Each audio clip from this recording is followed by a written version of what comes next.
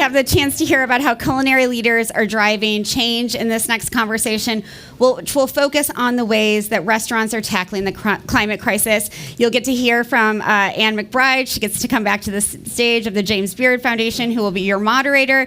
And I'd like to invite the panelists joining her. Brian Fowler is the chef at BLACKBARN. Round of applause, please. Liz Neumark deserves a big round of applause for her work with great performances. She's the CEO and has done such a wonderful job curating today's menus. And JJ Johnson is the chef for FIELDTRIP. So, Anne, let me get out of your way. Hello again, everyone. So happy to be back with you all to talk about the impact that climate change has on restaurants specifically, and hear from some leading chefs here in terms of some of the solutions, both the challenges they face and the solutions that they have been applying. So sometimes in New York, we don't necessarily think of it as a city that is impacted a lot by climate change, but that's not really true. We might not be Houston or New Orleans or California and its fires, but there's a lot of impact that we're feeling here too. So I'd love to have you each talk a little bit about the impact that climate change has had on your operations. JJ, let's start with you. Hey, well, thanks for having me. It's a pleasure being with all you great chefs, and Liz. You do amazing work. I thought you were going to throw the question to her first, but I'll take it. FIELDTRIP climate for me is in a small community in Harlem. Right, in a 4x4 block radius between 115th and 116th. It's at the local grocery store across the street that hikes their prices up. It's the people that have to buy fruits and vegetables, maybe from the watermelon guy on 116th Street that has cars driving by it. And then it is a small restaurant FIELDTRIP that is thinking about where it's potentially buying food from around climate that people can consciously eat better. And that's kind of the ecosystem that exists between 115th and 116th and Malcolm X Boulevard of how different people eat within the climate system. Or it's the bodega on the corner that's been there for 30 years. Thank you. Liz? I am not a chef. I do cook at home, but I love being surrounded by these incredible chefs. And I am one of those people who puts my leftover trim in the freezer, and I take it upstate and I give it to my chickens, who are the best fed chickens. Climate change is all around us, even in New York. And one of the ways we feel it, we own a 60-acre farm in upstate New York. And when it rains and when it doesn't rain, I'm thinking about it. It was beautiful the last couple of weeks, but it hasn't rained. And what does that mean for our regional farmers? It might be great for us here in New York. So we think about that a lot. We think about hailstorms and freak hailstorms, and when everything is like a little tender baby seedling in the field and they're wiped out. We think about climate change here when we have a nice big party booked and there's a huge unexpected 100-year storm that comes in for the second time that year and our clients cancel. So there's an impact on our business, which then cascades through the whole food chain and our labor chain. We think about climate change with our new facility. We're up in the South Bronx. And I was just looking at the high tide warning last week. They said it's, you know, you could have beautiful weather and still have a coastal flood. And I went to the OEM maps to see exactly how it was going to affect us. And it could have, it didn't. Dodge that one. So we don't think of it the way someone does in a really besieged climate area. But it is all around us. Brian? Hello, everyone. As far as climate change and BLACKBARN, how it's affected everything that we do, we are considered farm to table. I do work with a lot of farmers that are in the tri-state. Some I've been working with for years, some I've been working with for a short amount of time. As Liz just said, a lot of the farmers that I work with upstate, if it doesn't rain, they're in trouble. If it does rain, they're also in trouble. So climate change has been going both ways for years, as well as, early frost and things getting a lot colder. So things like, strawberries. I used to grab up a lot of strawberries. I love doing a lot of preservation in the restaurant and taking things from, for instance, summer and bringing that into winter. So to be able to do that, you need the best of the best. So I've seen a lot of farmers struggling just to keep, money in their pockets and be able to pay the labor that they're paying.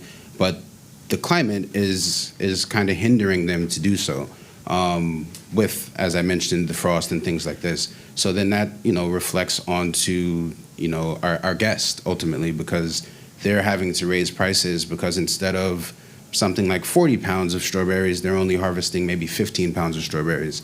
But they plant it and threw on in the ground that 40 pounds of strawberries, so they still have to pay that labor. They still have to get all those things and those resources back that they put in the money. So climate change is really affecting a lot of farmers that I work with, not just on vegetables, but livestock as well. So I'm seeing, prices on livestock pretty much go through the roof where we've never seen these before. So a lot of our menu prices have pretty much gone up because of rising costs from everything. We try to stay as smart as possible to source locally, rather than getting something from, California. Unfortunately, a lot of things coming from California are going to be a lot more expensive. There's a lot more cost in there.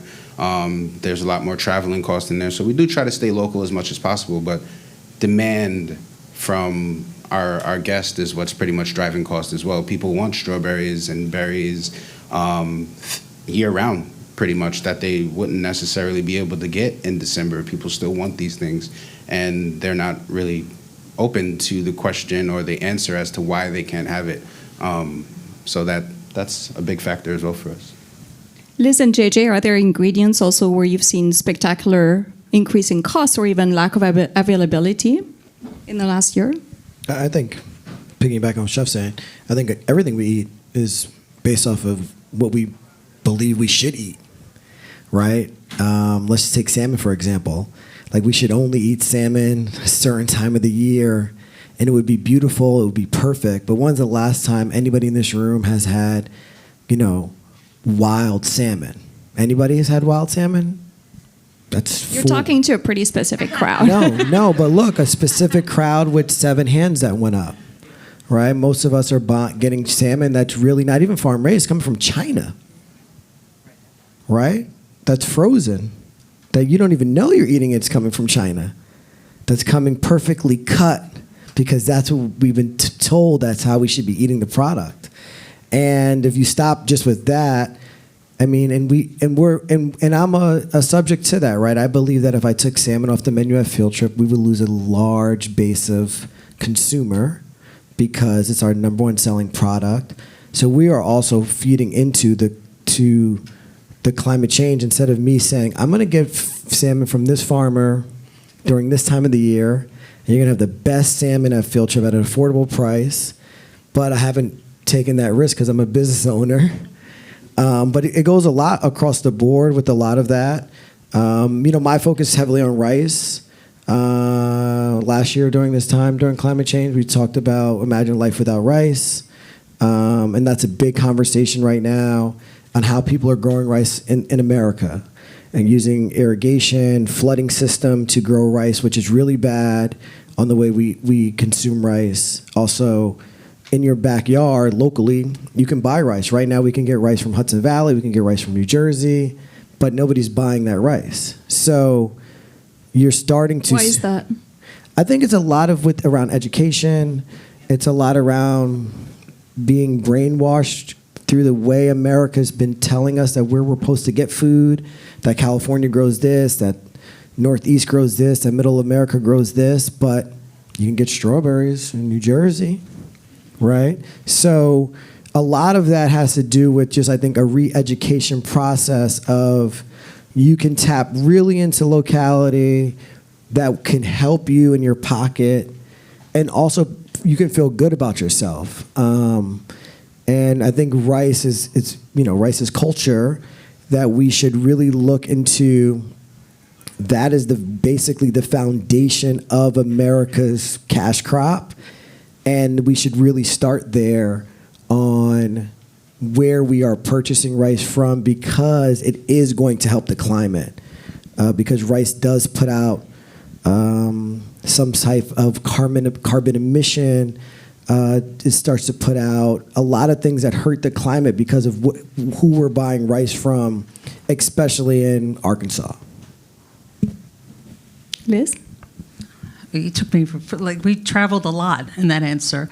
And I think you're asking about food prices and driven by climate change. I'd say in the last year we've seen a lot of pricing go up, but it's not only, it's really because of the labor behind production and harvesting. And so, I mean, what we're experiencing is that it's a huge driver. And some of labor price increases are important. We should pay our farm workers appropriately. We should pay people in the industrial food service industry appropriately. And we've seen the spike. I mean, who remembers, minimum wage used to be $12, $13 in New York, and now it's 18, going up to 19. So that's a huge, huge impact. And you would think it would translate. Is it 18? Yeah. It's well, I think we're 16, right? No, it's Coming to 18. well, my Come on, place Liz. in the Liz. Bronx, we're already at 18. I know if you're already at okay? 18, but We're like, hold on trendsetters. here. You're about to make me get my phone Well, out. there's and text also somebody. differences. Tipped employees are different than non-tipped employees. Yeah, I don't believe it. Okay. I don't even want to talk about rates, and it's well earned, and these are the men and women in the room today. So I say thank you for all your work, GPers. But I think it's sort of tying it all together and thinking all those different pieces of the transparency, where my food is from. There are things I will never eat tilapia because every piece of tilapia comes from China. There are things that we make personal decisions, and we think about eating in season. We think about eating locally, and we are very privileged in this room, and we're also super knowledgeable. But there are many people in our city, in our country, who are really looking at price. And that's driving food choices. And there's no externalizing the cost of food production yet. And that externalization is called climate change. And I think it's going to take a huge reorientation of how people think about food. And there's so many, we're such a divided country, it trickles right down into that. So it's really frustrating. As part of our Climate Solutions for Restaurant Survival campaign, we've been holding climate advocacy roundtables around the country. And last week in LA, a chef was saying, who owns a Thai restaurant, that she cannot get cilantro roots anymore because the soil is too warm. And so the cilantro is blooming right away and is not forming the roots that she needs for something that is so essential to the flavor of Thai cuisine. It goes in curry paste. It goes really to the essence of Thai cuisine. And so she's having not only ingredient issues, she's replacing that with scallions, but identity issues also. What does it mean if you're a Thai cook and your food doesn't taste like the food that you're always been cooking, right? What does it mean for your customers? What does it mean for yourself? So there's a lot of economic implications there, and obviously cultural implication, identity implications. I'm wondering if is there an equivalent for you all in terms of an ingredient you've had to substitute, something you can't get anymore, or any sort of similar tension really between what you want to do, what you're able to do? Yes, actually. One really good example to that, having an ingredient that you love. For instance, this Thai chef loving that root of the cilantro, you said, right? There was one tomato that I used for years, and I would make my tomato water out of this. And then from that tomato water, as I said before, I would bring that all the way through December, January. But then from these tomatoes, I would also make tomato jam. I would make tomato sauce. I would make so many things with tomatoes because they were just so beautiful, which was coming from a farmer upstate, Rick Bishop. Love him to death. But he used to make these beautiful Canestrino tomatoes. I can't find them anywhere. Not only can I not find them anywhere, I can't find that flavor anywhere. So even if I get a heirloom tomato, which heirloom is the king. This tomato, the flavor that it just had, it was just mind-blowing. So the way that he grew them, the way that he did everything, the love and the care that he put into them, I can't find that flavor anywhere. So then I just haven't made tomato water. So there's some chefs that will find another outlet to get that need of what they want. And then there's some like me that if I can't find what I'm actually tasting and actually wanting to do, then I'll just wait around for it. Hopefully it'll come back. Maybe it won't. And then maybe I'll have another idea to do something else. But to climate in general obviously led to that, because not only is Rick not growing these tomatoes anymore, but he's retired. He's retired because of, unfortunately, how much money he lost. And I kind of went into that before as far as the labor goes. So he has, all the guys that he has on his farm that help him and, put his potatoes in the ground. And this is just one farmer. So there's all of these other farmers that are having these same issues. And Rick was around for 35 years. And like I said, this is just Rick. But the amount of money that he's put into the ground and the amount of money that all these farmers are putting into the ground, and then the climate, doesn't go your way for 1 month. And then you say, okay, and you kind of wrap everything up, and then the second month comes and you have a frost, and then you have a big rain, and then next thing you know, you're $200,000 in debt with no light at the end of the tunnel almost. I want to jump in just to share a tomato sad story. Is our tomato crop was decimated this year, not because it wasn't rain or mold, but because it was so dry. And this is the plum tomatoes. The crows were so thirsty, and what quenched their thirst? Are plum tomatoes. Yeah. So there were virtually at Kotchke, there were virtually no plum tomatoes this year. That's climate. Yeah, that's absolutely climate, and I'm seeing this more and more with a lot of the farmers that I work with upstate, that this year peaches were amazing, absolutely amazing. Peaches are one of my favorite fruits. If the juice isn't running down your face and you don't swear a little bit, then you're not eating it right. But the year before, I remember going to the market and asking, and peaches were around for two weeks at best, and you couldn't find peaches. And not only could you not find them, they were just super, super hard. And a lot of farmers were saying that the crops just weren't great. They weren't getting, the bushels that they would normally get off the trees that they would have. But I also feel like there's no more four seasons, right? There isn't. Look, as a chef, I used to get excited for spring. I used to get excited for corn coming from Montauk. I used to get excited for all these moments. Now I'm just like, okay, I'm talking to farmers, asking, okay, what do you actually have? And you're talking about peaches. I was in Martha's Vineyard. They were the best peaches I've ever had in my life this year at Morning Glory Farm. And I haven't had a peach like that in, I don't know, forever. I don't even remember last time I even opened a peach and it wasn't dry on the inside. Yeah. Apricots as well. Peaches right. and apricots. I haven't had an apricot in years that has been a nice, sweet, juicy apricot. And a lot of this, unfortunately, is due to climate. Us as chefs, even you, Liz, you have a beautiful farm that I would love to visit one day. Get the chickens. Absolutely. The chickens, remember, she said the chickens.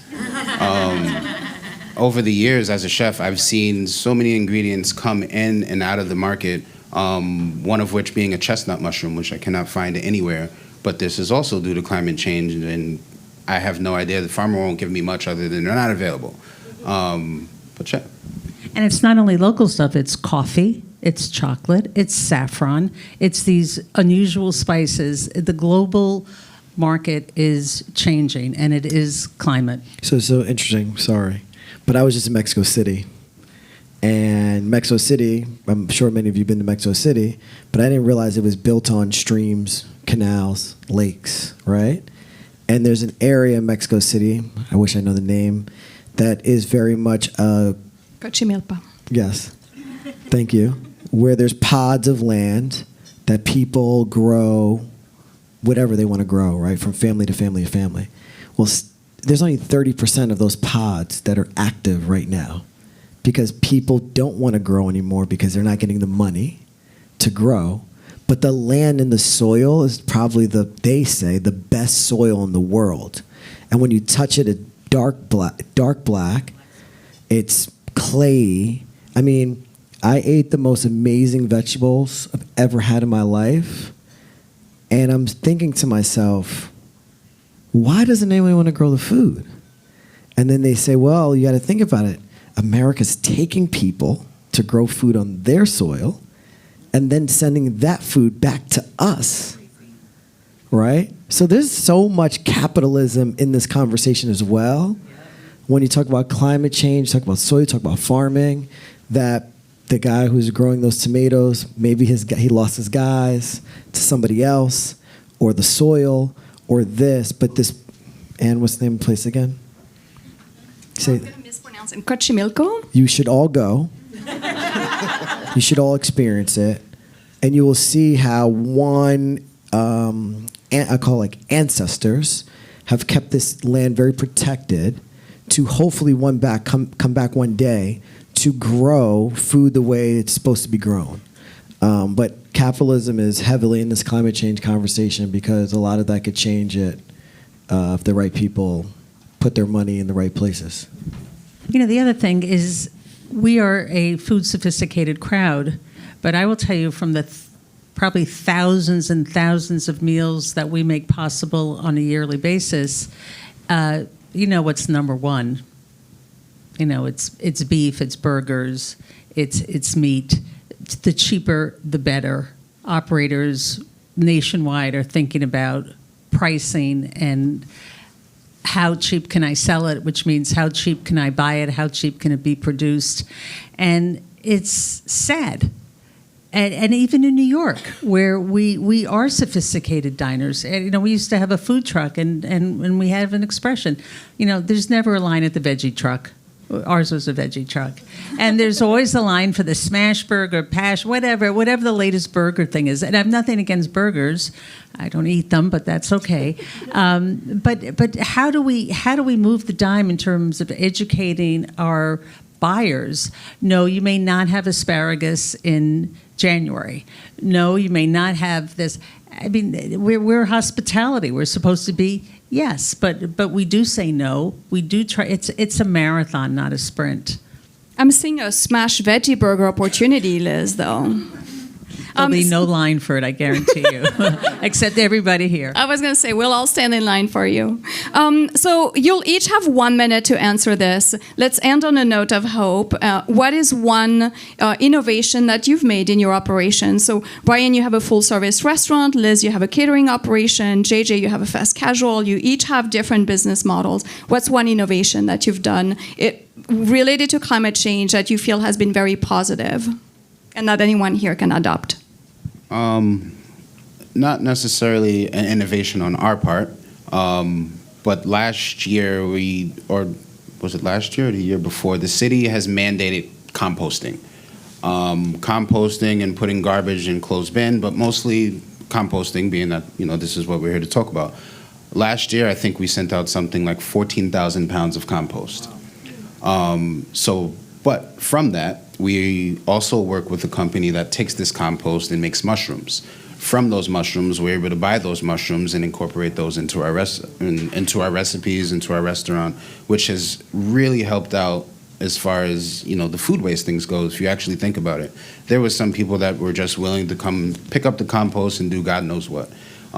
So at least we're able to see real time where our efforts are going, as well as, you know, the number that's an alarming number. When you see 14,000 pounds, you're like, wow, it's all food waste that would generally go nowhere. But being that we're turning this into something else, really, in my honest opinion, helps the environment, but also helps us bring the dollar down on our food cost as well. Thank you. I'm going to cut you off so that Liz can go. Quick, two things. One, storytelling. The more storytelling and making pictures that people can see and buy into, maybe it's not going to affect their purchase today, but maybe it's tomorrow. It's planting seeds. The other type of seed planting we do is really focusing on youth and young people and getting them behind this mission and understanding the importance of food choices. Thank you. JJ, last word. I would say change your rice game up. And stop buying, you know, bleached, enriched, parboiled rice. If you're in the restaurant industry, you own a restaurant, and you are serving that at family meal, stop. Right? I know you don't have it on the menu, But think about putting rice on your menu and supporting a farmer somewhere in America. If you're in New Jersey, Hudson Valley, North Carolina. And when you do talk to them, ask them what type of rice they grow. They probably grow somewhere between 10 to 12 different type of grains. They're probably a duck farmer as well, or a crawfish farmer, and you can buy the duck or the crawfish from them as well, alongside their rice and make a dish. But I would say change up your rice game. It's going to help the environment tremendously. It's going to help the table, and it's going to bring culture back together. Great. Thank you all so much. Liz, Brian, JJ, so I appreciate your insight today.